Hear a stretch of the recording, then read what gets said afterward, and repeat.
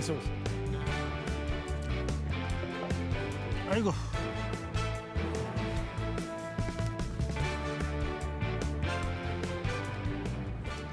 네, 정치권 현안 인터뷰로 만나보는 시간입니다. 오늘은 개혁신당 이준석 대표 모셨습니다. 이 대표 어서 오세요. 네, 안녕하세요. 자, 그러면 정치 인생에서 지금 두 번째 당대표를 맡으신 거네요? 세 번째입니다. 개혁신당 창당하고도 한 번 했습니다. 아, 그랬었죠. 예, 그렇군요. 어쨌든 개혁신당의 두 번째 당대표가 되신 것 네. 축하드립니다. 좀 일찍 모셨어야 되는데 좀 늦은 감이 없지 않아 있군요. 예, 그렇습니다. 일단 정치권 현안부터 좀 질문을 하죠. 지금 여당 내부에서 덧세트급 법 통과 때문에 여당 당대표와 지금 원내대표가 갈등을 빚고 있어요. 현재 상황 어떻게 보고 계세요?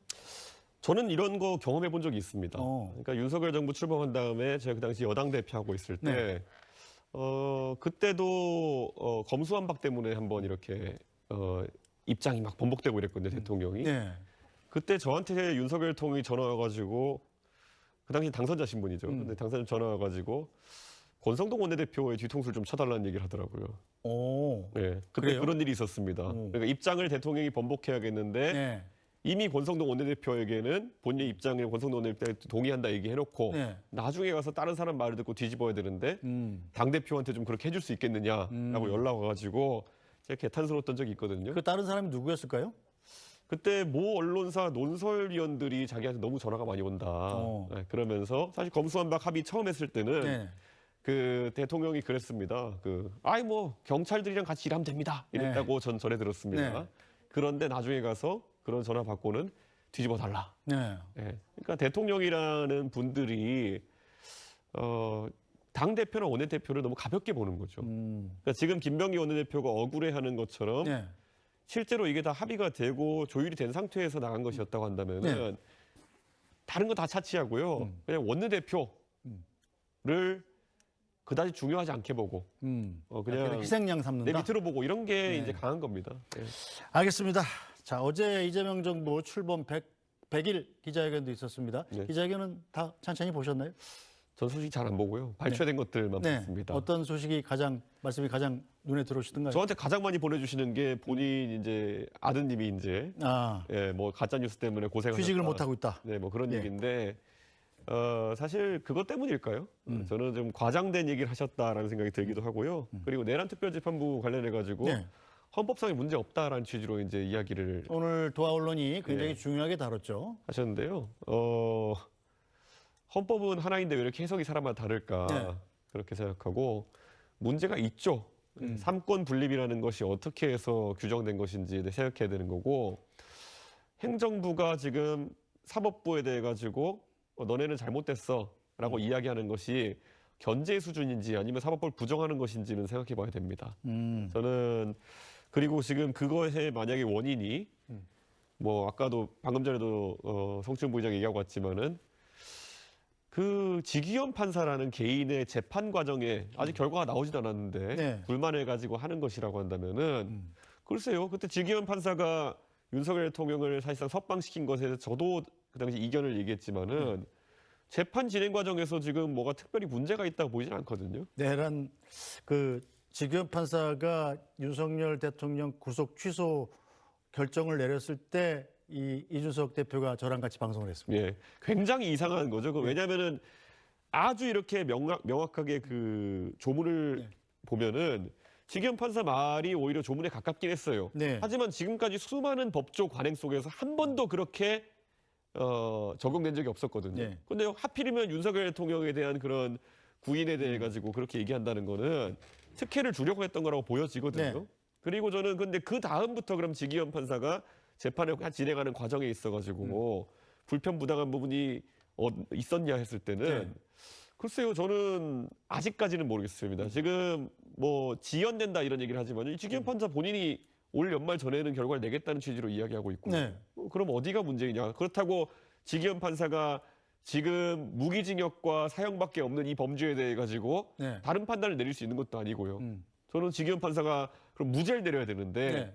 그거는 저는 그렇게 예상하지도 않습니다. 네. 자, 어쨌든 이준석 대표가 보기에는 내란 특별재판부라는 건 위헌 소지가 강하고 만들지 말아야 된다. 이런 입장이신 거죠? 그렇죠. 이게 제가 보편과 특수를 얘기하는데요. 원래 민주주의가 잘 안정되려면은 최대한 보편에 의존해야 되는 겁니다. 네.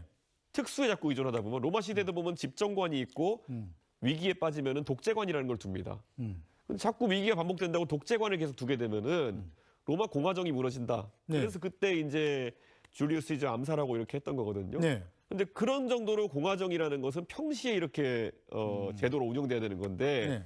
지금 우리 사회를 보시면요. 네. 특검이 이렇게 3개나 돌아가고 있습니다. 네. 거기에 특별 재판부를 두겠다. 이런 거는요. 비상을 장기화하겠다는 의도거든요. 저는 이거는 빨리 평시로 돌릴 수 있도록 해야 된다. 계엄이라는 게 뭐겠습니까? 윤석열이라는 정말 개인이 거부권이라는 특별한 권한을 남발하다가 네. 거기다 계엄이라는 써서 안 될 것까지 이제 써가지고 그 특수에 의존하다 망한 거거든요. 네. 저는 그 이재명 정부도 보편적인 우리 민주사회의 원칙을 따라가지고 국가를 운영해야 된다. 자꾸 이런 특별한 권한, 특수한 어떤 제도 이런 걸로 운영하려고 하면은 큰 거 다칠 수밖에 없다. 그렇게 생각합니다. 네, 어쨌든 지금 여권이 추진하고 있는 검찰개혁 문제도 좀 짚어보죠. 자, 검찰개혁이 어제 기자회견 사이에서도 나왔었어요, 이재명 대통령이. 그래서 뭐 이 구더기 무섭다고 장독제를 없애서야 되겠냐. 지금 현재 여권 내부에서는 약간 이견이 있는 문제인데 대통령이 뭔가 이렇게 자기 의견을 여권의 내부의 의견과는 좀 다른 의견을 제시하는 형태였습니다. 저는 이 검찰 개혁이라는 문제에 있어가지고 사실 역설적으로 네. 검찰 개혁이라는 말이 대두되게 된 이유는 과거에 노무현 대통령의 비극적인 서거가 네. 유도되었던 그런 그 당시의 강압적인 수사. 네. 그리고 나중에 문재인 정부 시절에 박근혜 정부 때려잡겠다고 칼잡이를 한 명 들이는데 네. 그 칼이 이제 자기들을 향하니까 검찰 개혁하겠다 난리 난 거거든요. 뭐 검찰청에 가서 서초동에서 레이저 쏘고 난리 났었잖아요. 네. 그러니까 저는 이거 전부 다 제가 봤을 땐 지금 특히 윤석열 대통령과 그 검찰 정권이라고 본인이 부르는 네. 이 부류는 민주당이 사실 박근혜 정권 쑤시려고 하다가 지금 그 칼로 지금 당한 거거든요. 저는 그렇기 때문에 명확히 좀 해야 될 것이 네. 제도의 문제냐 사람의 문제냐를 먼저 갈라야 되는 겁니다. 예. 왜냐하면 제도의 문제라고 해가지고 네. 수사와 기소 권한이 한 군데에 뭉쳐있기 때문에 무소불위의 권력이다. 네. 그렇다면 많은 사람들이 지적하는 것처럼 특검은 왜 그렇게 만들어놨습니까? 거기다 지금 더 센 특검까지 하겠다 그러고 공수처는 왜 그렇게 만들어놨습니까? 그러니까 제도에 대한 부분이 아니라 결국 사람에 대한 부분. 윤석열 또는 특수부 검사 네. 이런 사람들에 대한 사람의 부분을 다루는 것이라면은 그 사람을 바꾸려고 해야 되는 거죠. 네. 그러니까 제도냐 사람이냐에 대해서 명쾌하게 답을 못 하는 겁니다. 그 상황에서 지금 우선 제도부터 다 갈아엎겠다고 하는 건데 지금처럼 그런 경찰이나 아니면 행안부나 국수본, 중수청에다 많은 권한을 주면은 네. 그럼 중수청에는 그럼 윤석열 같은 사람 안 생긴답니까 그러면 그런 제도로 가게 되면은 사람의 문제다. 그러니까 저는 자꾸 사람 하나 보고 이 논란 가슴을 자꾸 이렇게 막 모든 걸 헤집으면서 이렇게 바꾸려고 하면 안 된다. 저는 그런 생각이고 저는 지금 결국에는 과거에 민주당이 공수처를 만들어야 된다. 굉장히 독선적이었어요. 네. 아, 공수처에 이런 문제가 있다라고 아무리 옆에 지적해도 이거 안 하면 너는 반개혁주의자, 너는 반동이야 이렇게 밀어붙이면서 갔는데 지금 와가지고 정작 대한민국의 국민들의 굉장히 중요한 수사였던 이 계엄 수사에 있어가지고 네. 공수처의 수사력의 한계 그리고 제도상의 미비 네. 이 분장을 어떻게 나누는지도 명확하지 않았던 거 아니겠습니까? 그렇죠. 그러니까 실패한 그 시도였던 거예요. 근데 공수처 도입할 때만 해도 야 이거 안 하면은 니네는 반개혁 세력이야 이렇게 밀어붙였잖아요. 네. 민주당이 똑같은 짓 하고 있는 겁니다 지금. 네. 자, 검찰개혁 문제도 그렇습니다만 지금 대통령과 여당의 의견이 다른 경우가 종종 나타나고 있고요. 예. 지난번 그 덜센 특검 통과 과정에서도 사실은 정청래 원내대표하고 정청래 대표하고 김병기 원내대표의 갈등이 드러난 것도 그런 게 혹시 끼지 않았을까 의심도 가는데 그래서 일각에선 아니 대통령이 3명이냐 용산에 한 분 있고 여의도에 한 분 있고 그리고 충정로에 한 분 있는 건 아니냐 이런 비판까지 나오는 상황이잖아요. 이 상황은 어떻게 봐야 될까요? 자, 그 지금 여당의 투톱을 보시자면요. 그 정청래 대표는 자유로운 삶을 살아온 분이에요. 가서 막 어디 가서 뭐 습격도 이렇게 하셨다고 하잖아요. 그러니까 자유롭게 운동하시면서 살아왔던 분이고 네. 또 나중에 학원을 경영하시면서 이렇게 비즈니스로 계셨던 분이고 네. 그러면 김병기 원내대표는 뭐 하던 분이냐? 국정원에서 계속 오랜 시간 근무를 했죠. 국정원이라는 곳은 우리가 군기라고 표현할 것도 아닙니다. 여기서는 지켜야 될 비밀을 지키는 것을 최초로 훈련받고 발설하지 않고 비밀에 해당하는 것 네. 그리고 정말 정보는 국력이다 이렇게 훈련받은 분이거든요. 네. 그럼 이 사안에서 김병기 원내대표가 이재명 대통령이라는 그런 사람이 있는데 이 뜻에 반하는 행동을 했을 거라고 믿기가 어려운 겁니다. 개연성이 있군요. 만약에 이 정보기관에서 훈련된 김병기 원내대표라면은 네. 돌다리로 두드려가는 심정으로 예, 정무수석을 통해서든 어떻게든 물어봤을 겁니다. 여기에 조율하고 제가 당대표 할 때도 사실 권성동 원내대표도 그렇게 일처리 했어요. 그렇기 때문에 지금 상황에서 저한테 굳이 네. 이 두 분의 성향을 놓고 누가 오히려 더 조심스럽게 일처리했겠느냐를 보면은 저는 네. 김병기 원내대표일 것이다. 오. 이렇게 보는 거죠. 자, 그런데 어제 대통령의 기자회견에서도 대통령이 언급을 했잖아요. 아니, 정부 조직하고 어떻게 내란하고 바꿔먹을 수가 있느냐. 그거는 사실은 정청래 대표의 판단이 맞다. 뭐 이런 식으로 대통령이 어떻게 좀 일종 해준 거 아닙니까? 그러니까 이거는 전형적으로 대통령이 자기 아래라고 이런 사람들 판단하고 그 수령이 다치는 것보다는 너희가 다쳐야지 라는 생각으로 이걸 풀어나가면 이렇게 되는 게 제가 제 경험담 말씀드리지 않았습니까? 네. 윤석열 대통령이 본인이 검수한 바 동의한다고 해놓고는 네. 권성동 원내대표한테 자기도 다 얘기해놓고는 누가 뭐라 그러니까 그거 뒤통수 치려고 저한테 전화했던 사례 네. 정확히 기억하는 것처럼 예전에 보세요. 저는 이낙연 총리가 박근혜 대통령 사면 얘기했을 때 네. 그때 저는 이낙연 총리 같이 조심스러운 분이 거기 또 언론 출신 아닙니까? 네. 사실관계 따져가지고 일하실 분일 텐데 네. 그거를 대통령의 의중과 반하게 자기가 정치적으로 지르고 나가지고 나중에 어떻게 하려고 했다? 아닐 겁니다. 나중에 여론이 안 좋아지니까 강성진 측에서 여론이 안 좋아지니까 읍참마속의 심정으로 이낙연 총리를 여권에서 좀 버렸던 거겠죠. 네. 예, 저는 이거는 우리 국민들께서 이제 정치의식이 높으시기 때문에 네. 어떻게 돌아가는 상황인지는 대충 아실 겁니다. 알겠습니다. 자, 어제 체포동의안 가결된 권성동 의원 얘기도 좀 해보죠. 자, 권성동 의원, 다른 국민의힘 의원들이 퇴장한 가운데 자신은 투표에 참여를 했고, 그러니까 이 투표 체포동의안에 동의한다. 이런 게 보이게 일부러 이게 투표함에 넣었어요. 그러면 일종의 나는 영장실심사를 받아도 구속이 안 될 자신이 있다. 이런 자신감의 표현인가요? 자신감도 있겠지만은 그 행위 자체가 영장심사에 긍정적인 영향을 미칠 것이라는 법률적인 그런 판단도 있었겠죠. 검사 출신이니까 또 그런 그렇죠. 판단이 있었을까요? 실제로 그런 어떤 나는 수사 절차에 협조하고 네. 하다못해 검찰에서 청구한 그런 절차에 협조했다라는 것 자체가 나중에 이제 판사가 판단을 내릴 때 뭐 당장 권성동 의원 얼굴을 전국에 모르는 사람이 어디 있겠습니까? 네. 권성동 의원 뭐 그때 다 이렇게 마스크 하고도 골프 치셔도 다 알아보던데. 그러니까 지금 우선 도주나 아니면 네. 이런 우려는 없다라는 것이 명확할 것이고 저는 그런 것들이 아마 권성동 대표에 강하게 작동하지 않았을까 생각합니다. 네, 뭐 체포동의 같은 거로 권 의원 특검 출범 이후 최초로 현역 의원 가운데 이제 영장 심사를 받게 됐는데, 자, 이게 권 의원 이후에 다른 국민의힘 의원들도 여러 수사 대상에 올라 있는 상황 아니에요? 근데 제가 이제 특검을 보시면요, 우리가 방조를 처벌한다까지 특검이 들어가고 있거든요. 네. 방조를 처벌하겠다 나오는 순간, 그것도 이런 막 특검에서 네. 좀 센 수사로 들어가겠다라고 하는 순간, 앞으로 민주당도 이재명 정부 끝난 다음에 굉장히 피곤할 겁니다. 방조라는 게 이런 거 아닙니까? 결국에는 이상민 장관 같은 분은 네. 본인이 어떤 지시를 받고 단전 단수 조치 같은 것을 실제로 하려고 했다. 본인은 공범의 구성 요건이 되지만은 네. 이 나머지 지금 수사되는 걸 보면은 알고도 왜 가가지고 윤석열 통해 때려서라도 안 막았냐 뭐 이런 거잖아요. 네. 뭐 발이라도 붙들고 막았어야 네. 되는 거 아니야 이런 거잖아요. 이걸 처벌하는 거는 또 처벌될 수도 있겠지만은 이게 사실 직무유기라고 이제 처벌하는 거잖아요. 네. 정치적으로 그 사람들에 대해 가지고 어떻게 그렇게 고관대작쯤 되는 분들이 그런 계엄을 앞두고 대통령 어떻게든 말렸어야지 이거 정치적으로 비난하는 것과 네. 그 당시에 윤석열이라는 사람을 당신들이 물리적으로 막아세우지 않았으니까 네. 당신들은 특검에서 이렇게 강하게 처벌해야 돼. 이거는 완전 다른 얘기입니다. 예. 알겠습니다. 자, 그럼 계속해서 조국 혁신당 얘기 좀 해보죠. 네. 자, 조국 전 대표가 지금 비대위원장으로 복귀를 했어요. 성비 관련 당의 내용을 수습하겠다면서 그렇게 조국 전 대표가 비대위원장은 사실상 당 대표잖아요. 네, 그렇죠. 이 사면 복권된 지 얼마 안 돼서 정계일선에 빠르게 복귀를 한 건데 어떻게 봐야 될까요? 제가 예전에 이제 조국 전 대표가 처음 나오셨을 때, 네. 8.15 때 나오셨을 때 그런 말 했어요. 아, 이게 나오시자마자 발언이 세시고 이런 거 보니까 좀 교정 교화가 안 된 거 아니냐.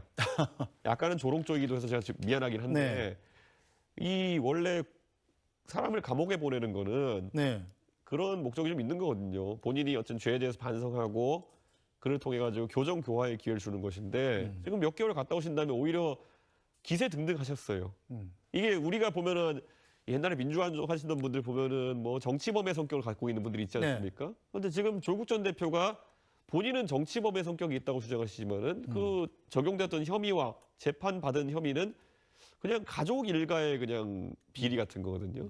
그렇기 때문에 그에 맞는 처신하셨어야 되는데 지금 정치범이 어디 뭐 민주화운동 하다가 투옥됐다가 풀려난 것처럼 이렇게 하셨거든요. 그러다 보니까 사실 저는 좀 의아했고 지금 나오자마자 또 두 가지였어요. 네. 하나는 국민의힘을 지목하면서 저당을 없애버리겠다. 2030년까지. 네. 그런 말씀하셨고 2030은 갈수록 극우화되고 있다. 나중에 지적하니까 일부가 그렇다면서 또 이제 또 말씀하시고 2030의 보수화, 그러니까 뭐 조국 전 대표는 극우화라고 했습니다만 2030의 보수화 극우화에는 잠깐 이준석 대표의 기여도 좀 있는 거 아닙니까? 아니 그러니까 2030이 사실 그런 움직임을 보인 것은 네. 자 문재인 정부 때만 돌아가도요. 네. 20대 30대가 맹렬한 민주당 지지였습니다. 그런데 조국 사태를 보면서 저 진보 진영의 위선인 인물들이 있구나. 네. 그러면서 젊은 세대가 저 사람들이 우리를 가재 붕어 개구리로 살라고 하면서 본인들은 전부 다 이런 편법을 써가지고 우리들을 밀어내려고 했구나. 그거 보면서 지금 열받은 거거든요. 그럼 네. 본인은 그 사실 원인 제공자인데 그러면은 그 2030에게 대해 가지고 미안하다. 네.